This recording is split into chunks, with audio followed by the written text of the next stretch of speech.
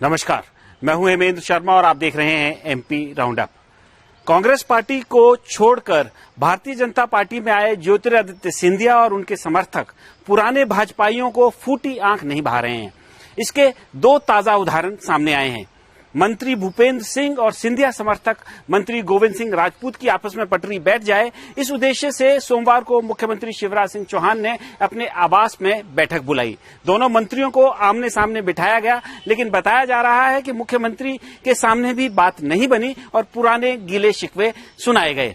दूसरा उदाहरण शाहजहांपुर से है और शाहजहांपुर वो कॉन्स्टिट्यूएंसी है जो पिछले 30 साल से भारतीय जनता पार्टी नहीं जीती है और इस बार भारतीय जनता पार्टी को जीत दिलाने के लिए ज्योतिरादित्य सिंधिया से कहा गया है और ज्योतिरादित्य सिंधिया ने सोमवार को शाहजहांपुर के भारतीय जनता पार्टी के 40 नेताओं की एक बैठक दिल्ली में बुलाई।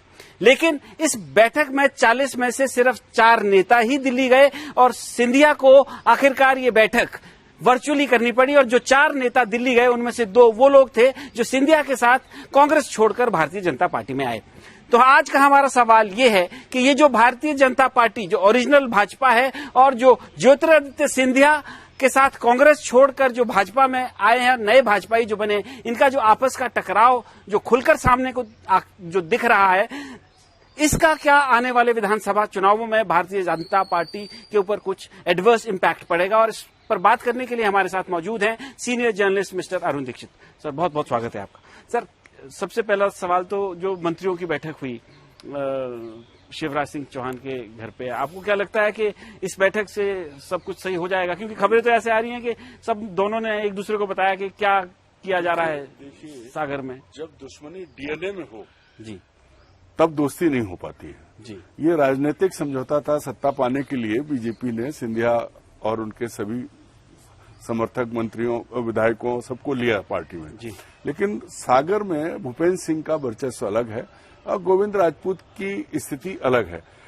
हालांकि कांग्रेस सरकार में जब वो मंत्री बने और उसके बाद से उन्होंने जो हाइट ली है, जो उड़ान भरी है, वो बहुत लंबी और बहुत चौंकाने वाली है। लेकिन पिछले दिनों जिस तरह लोकल लेवल पे जो झगड़ा सागर में हुआ है, बाकायदा राजपूत के बेटे ने कुछ ट्वीट किया भूपेंद्र सिंह को लेके। गोपाल भार्गव और इन लोगों ने पहले शायद शिकायत की थी, उनके सामने पहुंचे थे, इस्तीफे तक की पेशकश की थी। सर, ये इस पे शिकायत जो कल छन की खबरें जो बाहर आ रही हैं उसमें ये पता चला है कि ये तक आरोप लगाए गए हैं कि जो गोविंद सिंह राजपूत की जो खबरें बाहर आई कि उन्होंने शादी के 40 साल बाद उनको दहेज मिला और कांग्रेस से छोड़कर बीजेपी में जब आए तब उनको दहेज मिला, उसका उन्होंने एग्रीकल्चरल लैंड जो सामने मैं वही कह रहा हूं के पीछे भूपेंद्र सिंह जी हैं। देखिए क्या है, सागर में भूपेंद्र सिंह की ताकत बहुत ज्यादा है। आप याद करो कि दिग्विजय सिंह ने एक बार कहा था कि मैं जाऊंगा सुर्खी जी, आप याद करिए। तो वहां उनकी मनमानी चली और जब ये विलय हुआ और उसके बाद जब राजपूत आए, गोपाल भार्गव अपनी गड़ाकोटा तक सीमित रहे, उन्होंने कभी सागर की पॉलिटिक्स में ज्यादा नहीं किया, अपने अपने इलाके में रहे।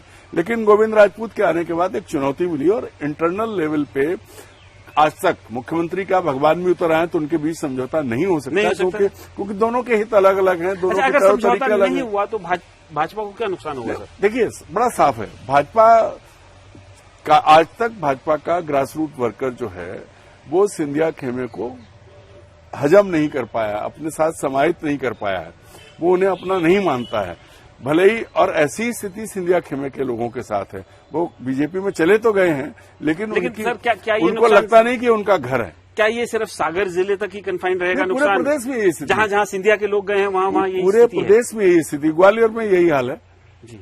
ग्वालियर में कहने को तो बहुत कुछ है, पर जयभान सिंह पवैया और नरेंद्र सिंह तोमर क्या सिंधिया जी को बर्दाश्त कर पाएंगे? ये कभी उनसे व्यक्तिगत तौर पर पूछा जाए तब जवाब आएगा, क्योंकि जो जिंदगी भर लड़ते रहे अचानक और फिर भी उसी जगह पे जहां उनका हक है।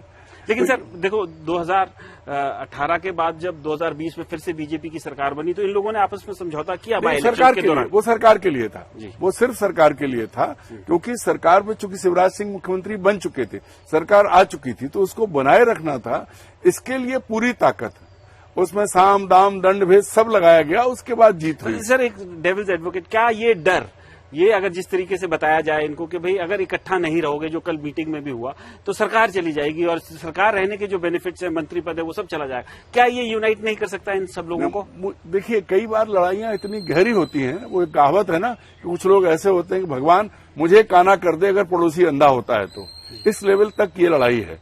मतलब यहाँ कोई समझौते की गुंजाइश नहीं है। आप बराबर बैठा दीजिए, कुछ भी कर लीजिए, क्योंकि जमीन पर एक और है, वो बुंदेलखंड का इलाका है, वहां आप नेता समझौता कर भी ले, पर वो कार्यकर्ता जो सड़क पर है, जो गली में है, वो आमने सामने है, उसका समझौता नहीं हो सकता। बहुत बड़ा कठिन काम है। कार्यकर्ता की आप बात कर रहे हैं तो शाहजहांपुर की भी थोड़ी सी बात कर रहे हैं। वहां पे 40 जो डिस्ट्रिक्ट लेवल के जो लीडर्स थे, उनकी बैठक सिंधिया जी ने दिल्ली में बुलाई थी, और ये भी सोमवार की बात है। 40 में से 4 लोग सिर्फ वहां पहुंचे।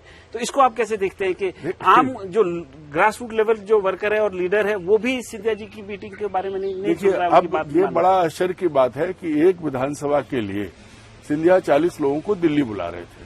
अब सवाल ये है कि उनका खर्चा कौन उठाता, और दूसरी, सिंधिया को भाजपा के लोग भोपाल में नेता मान लें, लेकिन जिलों में अभी भी वो बीजेपी के नेता नहीं है। वो ज्योतिरादित्य सिंधिया हैं, उनकी अपनी हैसियत है, उनका व्यक्तित्व है, उनका प्रभाव है, लेकिन बीजेपी लीडर के तौर पर नहीं बन पाए नेता 2020 से 2023 तक। तो ऐसे में जो भाजपा का कार्यकर्ता है, उसका मूल सवाल ये है कि भाई क्यों जाए, और फिर खर्चा कौन उठाएगा? दिल्ली आना जाना ऐसी गर्मी में 40 लोग वहां जाएंगे। होता यह है कि जब भी जिसको कार्यभार दिया गया, किसी काम का जिम्मा सौंपा गया, वो नेता उन लोगों के बीच में जाता है, उनसे वहां जाके बात करता है। दिल्ली बुला के बात करना, ये तो समझ से परे कि उन्होंने ऐसा क्यों किया। और भाजपा कार्यकर्ता नहीं गया तो उससे साफ है उनके नेता आप नहीं हैं।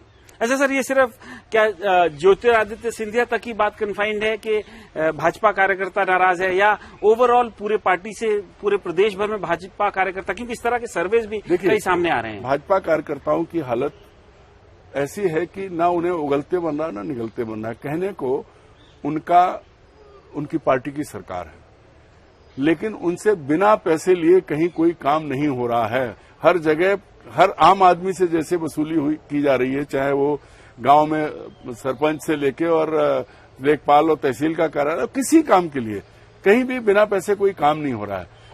और ऐसी स्थिति में जब काम पैसा देके ही कराना है, क्योंकि सब जगह वसूली हो रही है, ये बात आप किसी भी लेवल पे चले जाइए, कार्यकर्ता से बिना माइक के पूछें, सब कहेंगे बिना पैसे कुछ हो ही नहीं रहा है। तो ऐसे में उसका क्या फायदा, जब पार्टी जीत के आई और उसके बाद उसकी नहीं सुनी जा रही है, सरकारी कर्मचारी मनमानी कर रहे हैं, अपने ढंग से काम कर रहे हैं, तो नाराजगी स्वाभाविक है।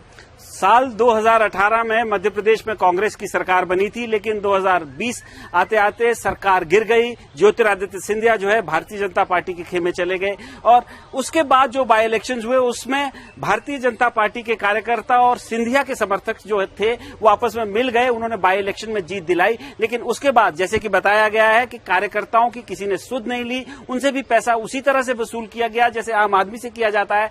तो उसकी वजह से कार्यकर्ता आज की डेट में नाराज हैं। 2020 के बाई इलेक्शन में तो आपसी डिफरेंसेस वो भूल गए थे, लेकिन ऐसा लगता नहीं है कि अब जो 2023 में चुनाव होने जा रहे हैं उसमें भारतीय जनता पार्टी या पुराने भाजपाई जो हैं वो अपने जो पुरानी जो उनकी यादें उनको इस तरीके से भूल पाएंगे। एमपी राउंडअप में आज सिर्फ इतना ही। कल फिर मुलाकात होगी, तब तक के लिए थैंक यू, गुड बाय।